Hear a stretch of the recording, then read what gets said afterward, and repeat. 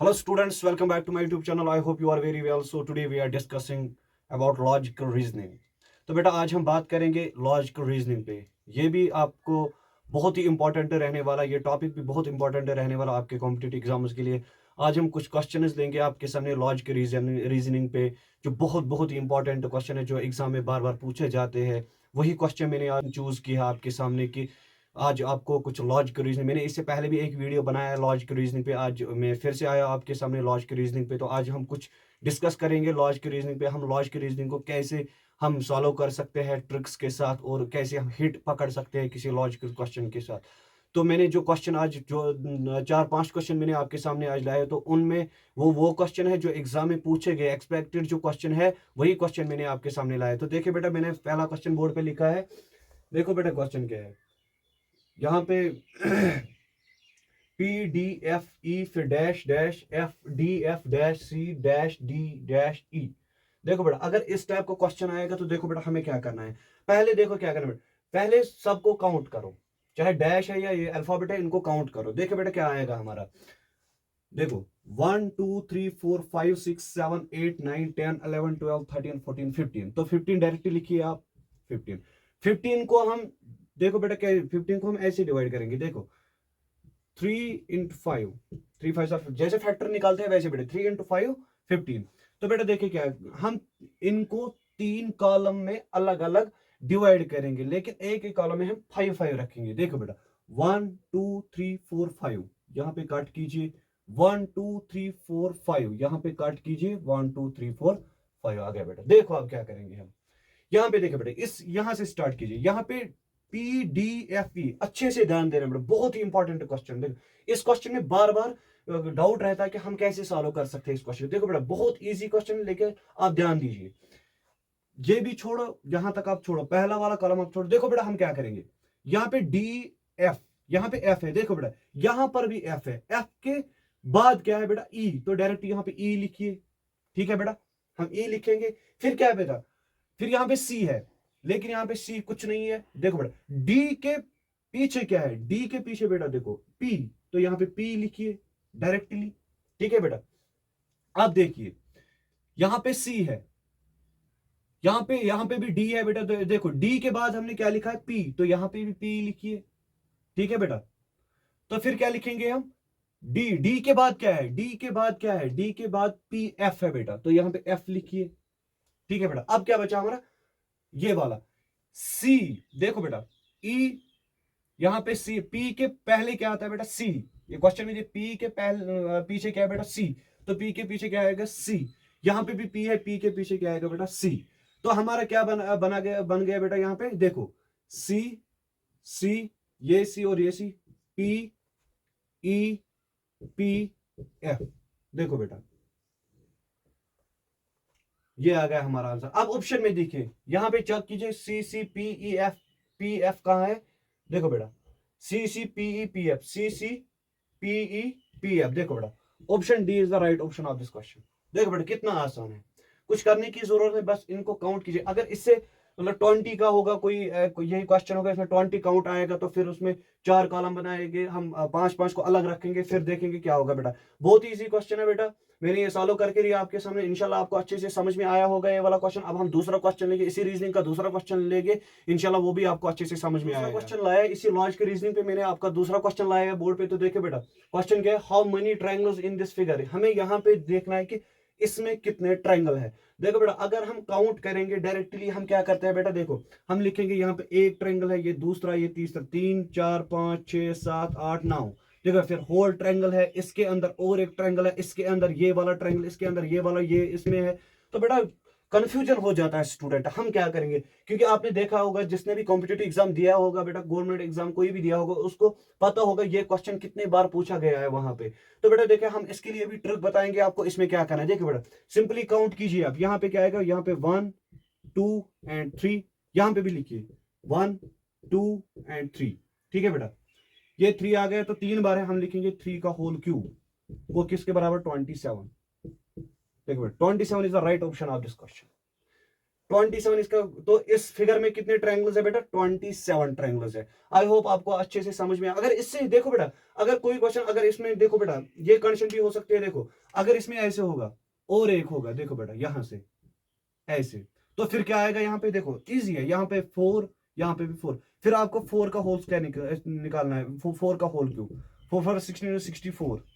देखो बेटा कितना इजी है, ज्यादा टफ नहीं है बेटा, बहुत ही इजी क्वेश्चन है। अब हम तीसरा क्वेश्चन लेंगे आपके सामने, तो इंशाल्लाह आपको वो भी अच्छे से समझ, वो इसी लॉजिक रीजनिंग पे लेंगे। और एक तीसरा वाला क्वेश्चन आपके सामने लाया इसी लॉजिक रीजनिंग पे। देखो बेटा ये भी क्वेश्चन लगभग 10-20 बार पूछा गया है कॉम्पिटेटिव एग्जाम में, बहुत ही इंपॉर्टेंट क्वेश्चन है बेटा।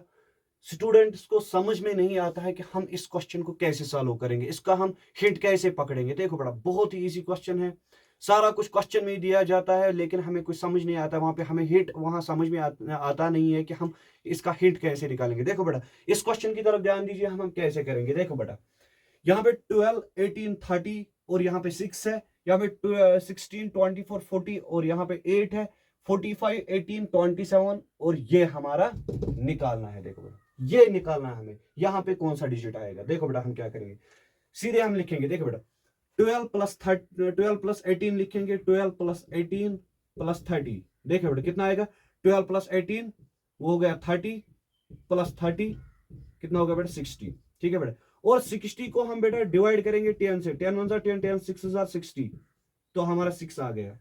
ठीक है बेटा, इसी तरह इसका भी हम करेंगे 16 प्लस 24 प्लस 40। देखिए बेटा 16 प्लस 24 हो गया 40 प्लस 40 इज इक्वल टू 80। तो 80 को हम डिवाइड करेंगे बेटा 10 से, 10 1 10 10 8 80, तो हमारा 8 भी आ गया। देखो बेटा अब इस वाला, अब हम ये आराम से कर सकते हैं, यही ट्रिक हम इसमें भी करेंगे। हम क्या लिखेंगे बेटा 40 सॉरी हम लिखेंगे बेटा 45 प्लस 18 प्लस 27। देखिए आराम से देखिए बहुत ही इजी क्वेश्चन है। तो हम लिखेंगे यहाँ पे 45 प्लस 18 प्लस 27 कितना हो गया बेटा? ये हमारा 90 आएगा। तो 90 को हम क्या करेंगे बेटा? डिवाइड करेंगे 10 से, 10 1 10 10 9 19, तो हमारा क्या आ गया 9। तो इस जगह पे क्या आएगा बेटा? इस जगह पे 9 आएगा। तो option c is the right option of this question. देखो बेटा कितना इजी क्वेश्चन है, इस ट्रिक से आप इस क्वेश्चन को आराम से करेंगे। अगर यहाँ पे वैल्यू कुछ और भी होगा, बस आपको क्या करना है इन तीनों को ऐड करना है और देखना है यहाँ पे क्या है। डिवाइड से अगर 6 है तो डिवाइड 10 से करना है, यहाँ पे अगर आपको 80 आएगा तो डायरेक्टली आप बता सकते हैं 10 से डिवाइड करना है। तो इसी तरह आप इस वाले क्वेश्चन को भी आराम से सॉल्व कर सकते हैं। अब हम और एक क्वेश्चन लेंगे बेटा आपके सामने, वो भी रीजनिंग का क्वेश्चन, थोड़ा टफ वाला क्वेश्चन है। इंशाल्लाह आपको वो भी अच्छे से समझाएंगे, जो आपके एग्जाम में बहुत बहुत इंपॉर्टेंट रहने वाला है वो क्वेश्चन। इंशाल्लाह वो भी आपको अच्छे से समझ। अब मैंने और एक क्वेश्चन लाया आपके सामने, देखो बेटा बहुत अच्छा क्वेश्चन है, इसमें बहुत अच्छा कंसेप्ट है इस वाले क्वेश्चन में बेटा। देखिए आपको ये क्वेश्चन भी हम अच्छे से समझाएंगे बेटा, इस क्वेश्चन को हम कैसे कर सकते। देखो बेटा क्वेश्चन क्या है, today is Monday, after 61 days it will be.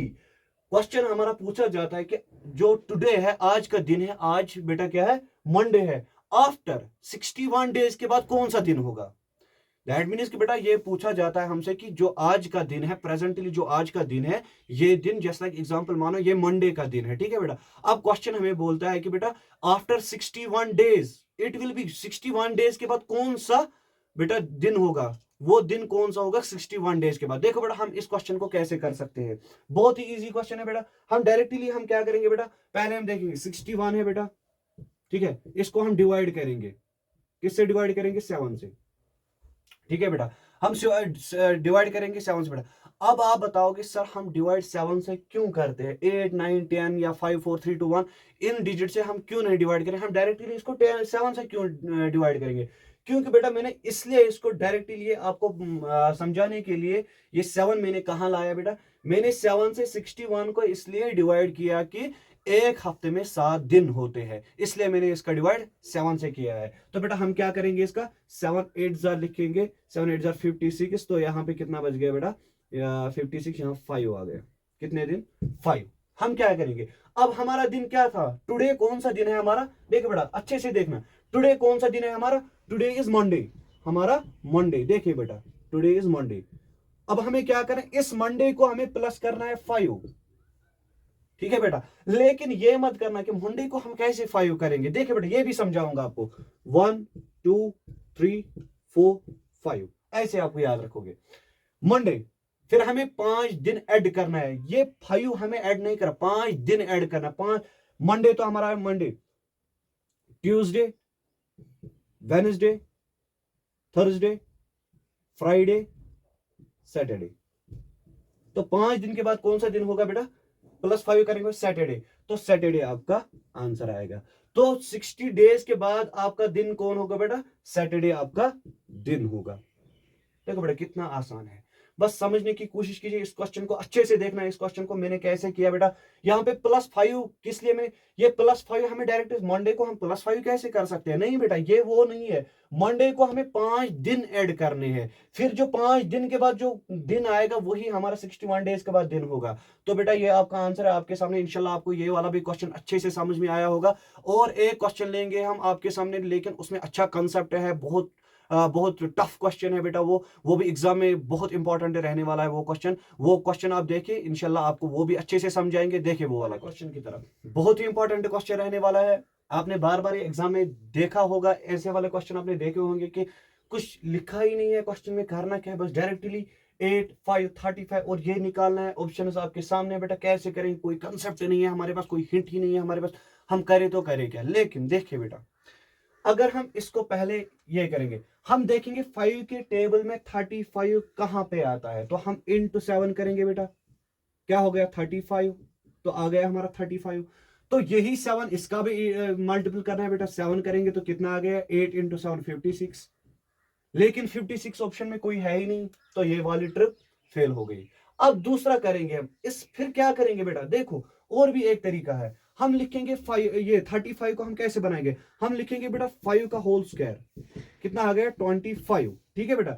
फिर इस 5 को इसके साथ मल्टीपल करेंगे, 5 × 2 करेंगे, फिर कितना आ गया 10, और इन दोनों को प्लस करेंगे, 35 मिल गया हमारा 35, ठीक है बेटा। मैंने क्या किया, 5 को स्क्वायर किया मैंने, 25 आया, और 5 × 2 किया मैंने, वो 10 मिला हमारा, इन दोनों को ऐड करके 35 मिला, तो हमारा 35 आ गया बेटा, ये वाला आ गया हमारा, ठीक है बेटा।